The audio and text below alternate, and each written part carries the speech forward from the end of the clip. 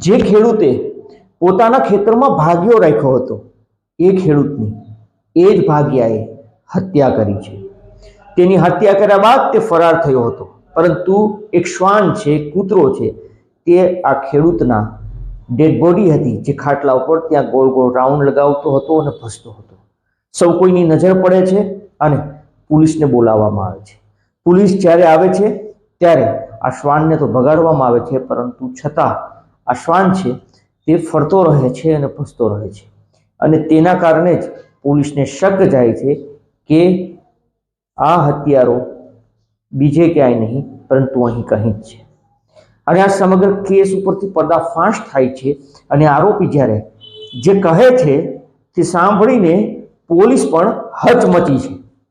તો આવો જાણીએ ક્યાંનો આ મામલો છે, શું પૂરો મામલો છે, એ ખેડૂત કોણ છે અને એ હત્યારો કોણ છે, અને શું કારણે આ ખેડૂત જેના ખેતરમાં તેણે ભાગ્યું રાખ્યું હતું તેને પતાવી દેવામાં આવ્યો છે। આ તમામ મુદ્દે વાત કરીએ, વિડીયોની શરૂઆત કરીએ। નમસ્કાર દોસ્તો, હું છું દિલીપ મોરી અને આપ જોઈ રહ્યા છો નમસ્તે ગીર। બનાસકાંઠાનો વાવ તાલુકો છે અને આ વાવ તાલુકાનું એક બુકણા કરીને ગામ છે। આ ગામના એક મોટા ખેડૂત છે જેની પાસે ઘણી બધી જમીન છે, અજાજી સુજાજી ગોહિલ રાજપૂત। આ અજાજી પાસે ખૂબ મોટી જમીન છે અને તેના કારણે તેણે એક બે નહીં પરંતુ 4 ભાગિયાને આ ખેતીની જમીન છે તે સાચવવા માટે આપી હતી।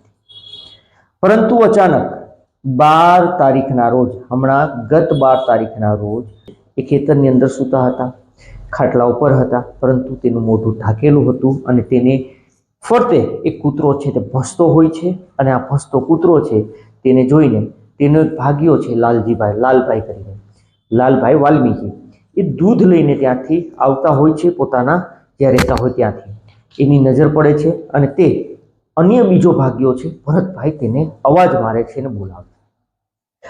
આ બંને કૂતરાને ગળદો મારીને ભગાવે છે, પરંતુ એને શંકા જાય છે જેથી અજાજી સૂતા હોય છે ત્યાં મોઢા ઉપરથી કપડું હટાવવામાં આવે છે। કપડું હટાવતા જ તેના પગ નીચેથી જમીન છે તે સરકી જાય છે, કારણ કે તીક્ષ્ણ હથિયારના ઘાવ છે તે મારેલા હોય છે અને અજાજીનું ઘટના સ્થળે જ મોત થઈ ચૂક્યું હોય છે। તે તેના પરિવારજનોને ફોન આવે છે, ત્યારબાદ પોલીસને બોલાવવામાં આવે છે, પરંતુ આ શ્વાન છે તે જતો નથી, એ ત્યાં જ ભસતો રહે છે। આખરે પોલીસ આવે છે અને પૂછપરછ હાથ ધરે છે, પરંતુ હત્યા કોણે અને શું કામ કરી એ પોલીસ માટે સૌથી મોટો પડકાર હતો। આખરે પોલીસની નજર છે તે આ શ્વાન ઉપર જાય છે કે શ્વાન સતત ભસી રહ્યો છે, શું કારણ છે કે એટલો શ્વાન ભસી રહ્યો છે? ક્યાંક ને ક્યાંક આ શ્વાન છે તે આરોપી આમાં ક્યાંક જ આસપાસમાં છે તેવું પોલીસને લાગે છે। ત્યારબાદ પોલીસ છે તે સૌપ્રથમ એ જાણે છે કે અહીંયા કોણ કોણ હતા અને શું કરતા હતા। તો જાણવા મળે છે કે અજાજી છે તે મોટા ખેડૂત છે, તેને ખૂબ મોટું ખેતર છે, આ એરંડાનું ખેતર છે, તેની અંદર તે સૂતા હતા। તેના 4 ભાગ્યા છે, એકનું નામ છે લાલભાઈ વાલ્મીકી, બીજાનું નામ છે ભરતભાઈ અને ત્રીજાનું નામ છે તેજાભાઈ। ભરતભાઈ અને તેજાભાઈ બંને ભાઈઓ છે, અને ચોથાનું નામ છે શામળાભાઈ ભીલ। આ 4 લોકો છે તેના ભાગ્યા છે અને એ લોકો અહીંયા ખેતીમાં તેનું કામ કરે છે, પરંતુ ત્યાં તપાસ કરે છે તો 3 ભાગ્યા મળી આવે છે, લાલજીભાઈ, ભરતભાઈ અને તેજાભાઈ, પરંતુ શામળો નથી મળતો, જેના કારણે પોલીસને શક જાય છે અને હવે શામળાની શોધખોળ છે તે શરૂ કરવામાં આવે છે। પોલીસ શામળાનું લોકેશન મેળવે છે, તેના ફોન કરે છે, પરંતુ નથી મળતું, જેના કારણે તેના આસપાસના જે પરિવારજનો પણ ત્યાં રહેતા હોય છે, મતલબ કુટુંબીઓ અલગ અલગ ગામડાની અંદર, થરાદની અંદર, તો તેનો શાળાનો કોન્ટેક્ટ કરવામાં આવે છે।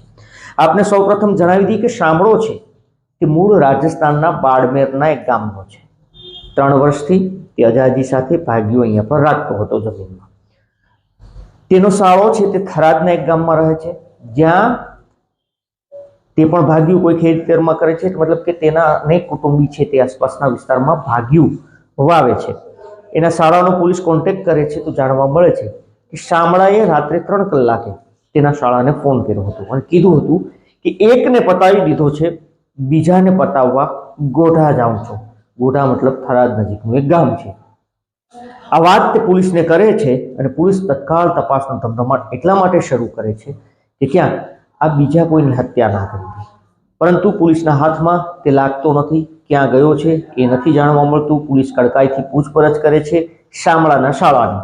તો તે આખરે પોલીસ કહે છે કે અગર તને આ કોન્ટેક્ટ કરે કે મળવા આવે તો અમારો કોન્ટેક્ટ તાત્કાલિક કરવો.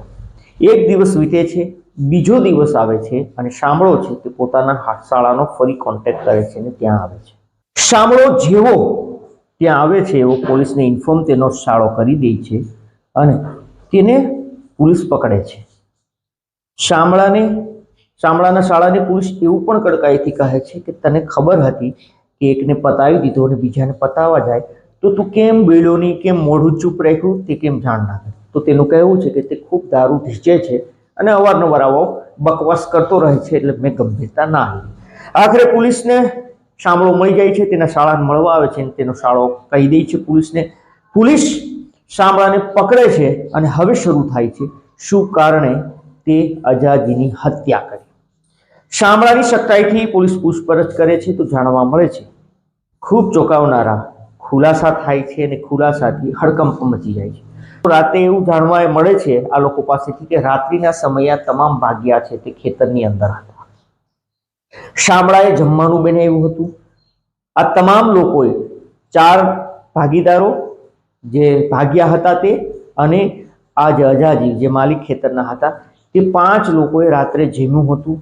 જેમાં બાદ ભરત છે તે ફોન ચાર્જિંગમાં મૂકવા માટે જાય છે, તેજો છે તે ખેતરે આંટો મારવા માટે જાય છે અને બાકી બીજા 2 શામળો અને લાલજીભાઈ એ લોકો એને જગ્યાએ સુવા જતા રહે છે. જ્યારે માલિક છે અજાજી તે ત્યાં જ સૂઈ ચૂક્યા હોય છે અને વહેલી સવારે જ્યારે લાલજીભાઈ દૂધ લઈને આવે છે ત્યારે અજાજી છે તેને ફરતે કૂતરો ફરતો હોય છે અને તેની હત્યા થઈ હોવાનું સવારે જાણવા મળે છે. જોકે સૌપ્રથમ શામળો એવું કહે છે કે અજાજી છે તેની વાઇફ છે જે તેની પત્ની તેની સાથે તેના આડા સંબંધો હતા, પરંતુ એની પણ પૂછપરછ થઈ છે. તો ચર્ચાઓ છે કે જાણવા મળ્યું કે શામળો છે છેલ્લા 3 વર્ષથી અહીંયા પર રહેતો હતો. તેની પત્ની હતી, તેને 5 સંતાનો હતા, પરંતુ આ અવારનવાર દારૂ ઢીચીને આવતો, તેને મારતો, પૈસા ઘરમાં નહોતો આપતો. તેના કારણે તેની પત્ની છે તે કંટાળીને આ જ ગામનો એક યુવાન છે તેની સાથે પ્રેમ કરે છે અને ભાગી જાય છે થરાદના કોઢા ગામે. પરંતુ શામળાને શંકા હતી કે ક્યાંક ને ક્યાંક આ જે તેના ખેતર માલિક છે અજાજી એણે તેની પત્નીને ભગાડવામાં મદદ કરી છે. તે મને અહીંયા રાખવા માગે છે, કામ કરાવવા માગે છે અને તેના મગજની અંદર આ શંકા ઘર કરી ગઈ હતી. આ વાત છે તે સતત પોતાના શાળાને તે કરતો હતો. નંબર 2 એ કે અજાજી છે તેને ખૂબ પૈસા એડવાન્સમાં આપ્યા હતા, જેના કારણે આ જ શામળો છે તે રાજસ્થાન પણ નહોતો જઈ શકતો, અન્ય જગ્યાએ પણ, કારણ કે તેની પાસે પૈસા ખૂબ મોટા એડવાન્સમાં તેને આપી દેવામાં આવ્યા હતા. તેની પત્ની નહોતી, બીજા સાથે ભાગી ગઈ હતી, પરંતુ તે સતત દારૂ પીતો હતો, કામ ધંધામાં તેને ધ્યાન લાગતું નહીં. તેના કારણે તેને અવારનવાર અજાજી ઠપકો પણ આપતા હતા. અને એવું મનાય છે કે એ શંકાના કારણે કે અજાજીએ તેની પત્નીને ભગાડવામાં મદદ કરી અથવા તો બીજું કોઈ કારણ છે અને એ શંકાના કારણે તે હત્યા કરે છે અને હત્યા કર્યા બાદ તે ફરાર થઈ જાય છે. આખરે પોલીસે શામળાની ધરપકડ તો કરી છે, પરંતુ આ કેસમાં સચોટ ખુલાસા છે તે નથી થયા, કારણ કે તમામ માહિતી જે સામે આવી છે તે માહિતી ચર્ચાઓના આધારે આવી છે, અમુક પોલીસ ડિટેલના આધારે આવી છે, પરંતુ સચોટ માહિતી છે તે હજુ સુધી બહાર નથી આવી કે આખરે આ અજાજીની હત્યા નિપજાવનાર શામળો છે તેને શું કારણે હત્યા કરી છે. અત્યારે એવું મનાય છે કે તેની પત્નીને ભગાડવા શું કારણે અજાજીની હત્યાને અંજામ આપવામાં આવ્યો છે તેમાં ક્યાંક ને ક્યાંક હજુ પણ કંઈક ઘટતું હોય તેવું લાગી રહ્યું છે અને ખુલાસા છે તે ચર્ચાઓ અને પોલીસ તપાસ બંનેના આધારે જ થયા છે. અમારો હેતુ કોઈને નુકસાન પહોંચાડવાનો કે બદનામ કરવાનો નહીં, આપને સચેત અને જાગૃત કરવાનો છે. અમારો આ કેસને લઈને કોઈ વ્યક્તિગત દાવો પણ નથી. આપનું આ તમામ મુદ્દે શું કહેવું છે, આપનું શું માનવું છે, આપ જરૂરથી કમેન્ટ કરીને જણાવજો. અને આવા જ નવા વિડીયો માટે આપ અમારી યુટ્યુબ ચેનલ નમસ્તે ગીરને સબસ્ક્રાઇબ કરો. અગર આપ વિડીયો ફેસબુક અથવા ઇન્સ્ટાગ્રામ પર જોતા હોય તો ફોલો કરો. ફરી મળીશું. ધન્યવાદ.